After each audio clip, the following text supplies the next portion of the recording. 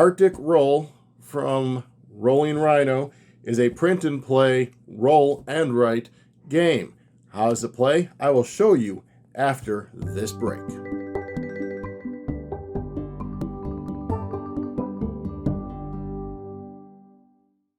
To set up Arctic Roll, you're going to need a map for the player count you are going to be doing. This is the 2-player map. We have the 1-player map. I will go over these rules after we go over the 2-player rules. I have laminated my sheets. Next thing each player will need is a different colored writing utensil. So again, I have wet erase markers. That way they don't erase while we're doing stuff. If you don't have it laminated, go ahead and grab a pencil, a marker, something that you can easily write kind of small with because you will be marking these boxes. You'll also need 5 dice, which is 1 per player, and then 3 additional dice, and that is it. The setup will be having the sheet in the middle. We choose the map. We give each player a pen in the place, the dice in the middle, and then we each choose a starting position. You have the igloos on the map. They say whoever has the coldest hands will be the first player. They will look on the map and choose an igloo to start with, and then they will just outline their starting hex as such. Now we'll get into gameplay. Gameplay consists of 2 phases, the draft phase and the hunt phase. I will be doing stuff as the green player. I'll just be randomly doing stuff for the blue player. So in the draft phase, the first thing that happens is all the dice are rolled, and then they are assigned to a bonus to be picked by the players. The dice that is left will be a shared dice. So you roll them, and then you're going to place them in descending order alongside the draft track. So it's going to be something like this. The dice are placed. Now, in turn order, we are each going to choose a die, and we'll be getting that bonus. So, say I choose the 3 die. We are in round 1. So I'll put an X there to signify that was the die I chose. Next, the other person will go and say they choose the 1. So they'll take the 1 and they'll make their mark in that spot. After we have all picked a die, then whoever was the last player, so in this instance blue, will choose a die to be the shared die. They will say choose the 4. The 4 comes down here, and we are both going to be using that during the hunt phase. As I said, each of us gets a bonus based on the die that we chose. However, the bonus die, the shared die, does not give you that bonus. We will then revise turn order. Whoever chose the lowest value die, so the blue player, will then become the first player. We then move on to the hunt phase. In the hunt phase, you're going to use your die that you selected and the shared die to draw on the map. You're going to use 1 die for movement and 1 die to place out fishing holes and hunters. When you use a die for movement, you are going to start from your last hex that you are at. In this instance, it will be your starting igloo in the first round. And then you are going to move the number of pips on the die you have chosen. You must move in a straight line. The number must be used entirely and end on a hex. You may move over any other dotted lines. You may move over any drawn hunters and holes that have been drawn on the map. You may not finish, however, on a hex which has a hunter or a hole. You may move over or finish on an icon, immediately grabbing the item and performing its effect. I will go over all those here in a minute. You may not move over open water. And if you cannot make any legal movement, you lose both your dice. And you may move 1 space but cannot perform any placement. So once you move, let's say I am going to move the 4. I will draw a dotted line. So it'd be 1, 2, 3, and I'm ending in this hex. So I get that shell, so I'll just circle this. And now from this hex, I am going to draw my hunters. and ice holes if possible. So the central pips are ice holes around which fish can be hunted. So I moved the 4, so I'm using my 3 to put on here. They have a chart down here. So the hex you end in, you're going to draw a circle for your ice hole. And then a 3, you basically are going straight across however you want. You, however, cannot put hunters in the open water. So in this instance, let's go ahead and put a hunter here. You draw triangles for the hunters. And when you put a hunter next to open water, you color in one of the fish of your color. So again, as I said, central pips are ice holes around which fish can be hunted. You draw a circle in your current position. The outside pips, so if I would have chosen the 4, there is no center one, so I would have just filled in hunters. But those outside pips represent hunters. You draw a triangle for each hunter adjacent to your position. Dice can be rotated in any orientation before placement. Nothing can be added to a hex that already has either hunters or holes inside it. Hunter and holes can be added to a hex with any other icon. Hunters may not be added to open water hexes. If hunters or holes cannot be legally placed, then they are omitted. So, for instance, if I wanted to get these snowshoes, I would have drawn a hunter here, but I would not have drawn here, for I was not able to. So whoever was the first player would do theirs, and the next player would do theirs, and that is the hunt phase. So as I said, I filled in this fish in this open water fishing area. They consist of multiple hexes. Whenever a player puts a hunter adjacent to an open water hex, they color in one of the fish. At the end of the game, the player with the majority of hunters around that area of water will score points equal to the amount of colored fish inside the area. Not just their own, all colored fish. As I said, there's icons on the board. Let me go over those. These are bonuses. So we will start along the top. The bonuses you get as you select stuff.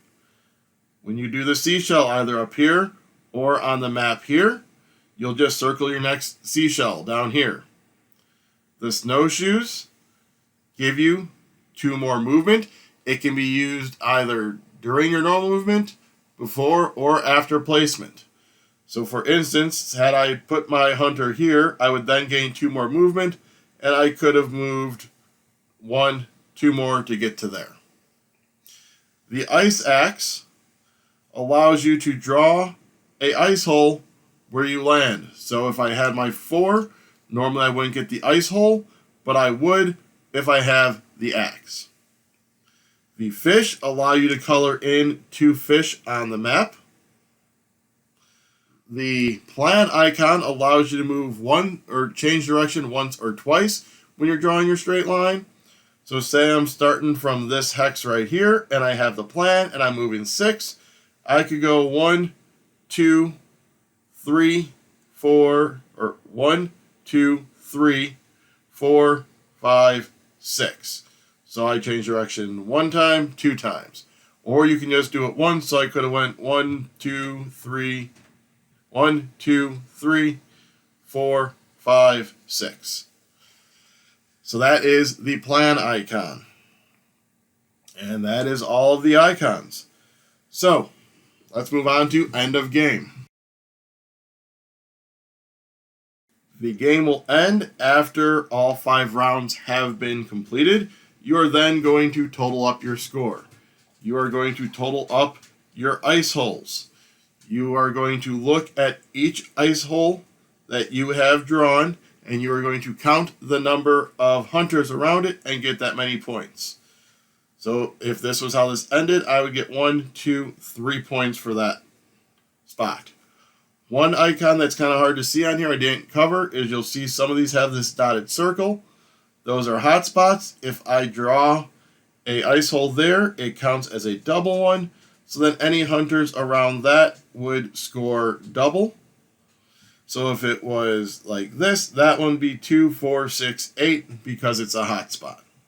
So that is the ice holes fishing. Then you move on to your open water fishing. You look at each open water. Whoever has the most hunters around it scores points. Next up, you have fish stealing. What's going to be fish stealing is for each ice hole dug by an opponent that one of your hunters or more is adjacent to, you will get 5 points. So for instance, if blue had a hunter here, then they would be getting a 5-point circle for they have a hunter next to my ice hole because they are fishing my ice hole. Seashells will be the furthest one circled. So had I circled this, I would have gotten 6 points. Igloos, you are going to see how many igloos you have a hunter adjacent to. You're going to circle one whenever you do, and then your last one circled will give you that many points. Total them up for your final score. High score wins. In the event of a tie, then the player who has dug the most ice holes wins the tie. So again, that is the 2-player version of Arctic Roll. Let me go over the solo version. It just has a couple of minor differences. For the solo game, to set that up, you're going to have the solo map in front of you. You are going to grab 3 dice that are the same and 1 die of a different color, different however you want to be able to distinguish it, but you need a die that is different than the other 3. Drawing on the map is going to be all the same. The differences come from the draft phase. There's a slightly different scoring ability, and then a few new symbols. What you're going to do is you're going to roll the dice. You are then going to fill them in over here on your board. So we're going to go with the 2, the 5, and the 6. And then this will be the shared die, so that goes in this far column. So you're definitively going to be using the 4. Now you get to choose between the 2, 5, and 6, and each one of these has a bonus icon associated with it. There are a couple of new ones on this side. You have this icon here, shows a die symbol and a snowshoe. What that is you will get that many snowshoes equal to the die value. So in this instance, it'd be 2 additional snowshoes. Coming down here, you have a compass. What a compass allows you to do is drop off your ice hole and hunters along your movement. So if I had a 4 movement and I had the compass and say I had the 2 die, I could go move 1, 2, and then right here I would drop off my hunters and then keep moving along. That is the compass. You have this number 2. What that is when you place your hunters, you would instead draw a 2, and they have a value of 2 when you count them. You have this extra die, which is a value 2, so in essence you would have 3 dice. So if I had a 2, I chose that one, I could move 2, and then use that other 2 to move 2, and then drop my 4 hunters. So that is all the new symbols. So what's going to happen is when you choose one, so say I chose this 2, I'd come down here and I'd mark off that bonus. If I didn't want to use the bonus associated with the number, I can up to 3 times per game borrow one of the other bonuses. Say I want to use the 2, but I want to color in fish. I would cross off these fish, which shows when I get down to this row, I cannot use that die because I've already used the bonus. And then we'll just circle one of these to remember we did it. So when you choose one, you're just going to go ahead and circle it to remind yourself of what you did. And then you'll draw on the map as normal. You will play over 9 rounds. At the end of 9 rounds, you're going to total your score. So you have the ice holes, just like the other side. You have the fishing ponds. There are more of them scattered further across on the map. You'll score those. Igloos are the same, and seashells are the same. The main difference is as you are crossing off bonuses you use here, you'll be filling in rows and columns, and each row or column that you fill in, and then this diagonal gives you 3 points.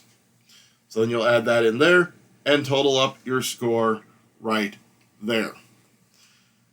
And that is it. That is how you play the solo version.